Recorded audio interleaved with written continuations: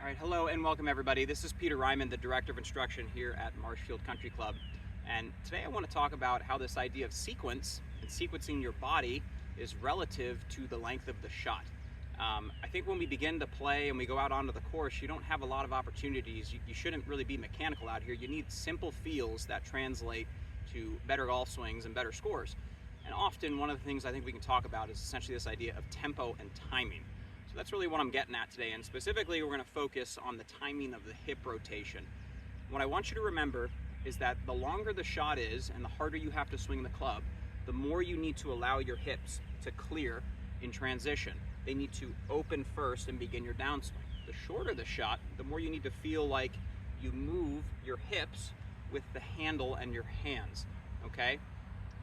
Kinematic sequence, or in other words, ground up rotation and clearing your hips, is a great way to generate distance, but it's not necessarily a great way to generate control on a short shot. So I see a lot of good players in particular with excellent mobility who can do a lot of, your TPI assessments successfully. They struggle to control their short shots with their distance control because they sequence too aggressively on a shot that doesn't require it. So I'm going to make two swings today. The first will be a full swing 6-iron here for me, and I just want you to notice, we'll slow it down, how my hips clear first in transition. How as I begin my downswing, you'll see my hips drive towards the target and get out of the way.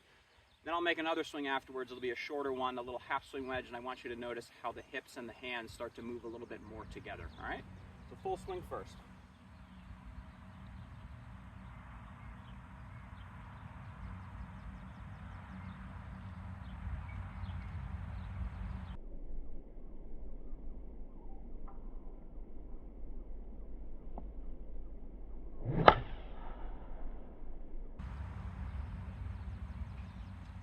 All right, so we'll take a look at that in slow-mo, but you will see hips go this way, and then the club head comes through. Now I'm gonna go make a half swing, and I want you to see the differences. All right, we moved a little closer to the hole, and now we're 60 yards. I've grabbed a 56-degree wedge. Now, some people might say, can't you get a 60-degree wedge there or whatever? And yeah, of course I could, but if you aren't doing it already, you should probably learn to dial back your wedge swing so you can control your spin and your flight a little bit better. So for me, this 56-degree wedge is going to be a swing that feels like it gets a little below 9 o'clock into this area. It may not do that. It's probably going to go a little bit longer.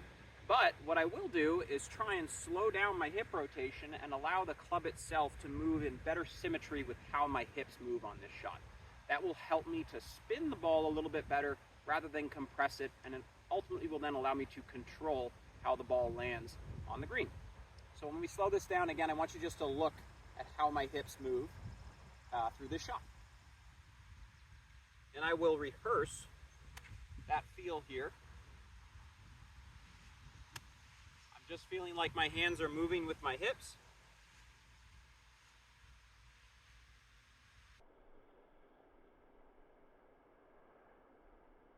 Clip that very nicely. Yeah, so again, when you look at that, you're just focusing on moving through that shot. I probably looked a little bit more like this, as opposed to when I hit the 6-iron, I would have looked a little bit more like that. And also another thing to note here as I hit that shot, you can't quite see it from there, but the turf is not very disturbed. And if you are disturbing a lot of turf and you're creating a lot of divot, you're not going to have success on these short shots. You're really trying to ensure you have a shallow angle of attack. So ensuring that we are moving our hips a little slower and the hands are moving in symmetry will help keep those divots nice and shallow. And I promise you will have better success when you get inside the scoring area. Hope that's helpful, and I look forward to giving you another great tip next time. Cheers.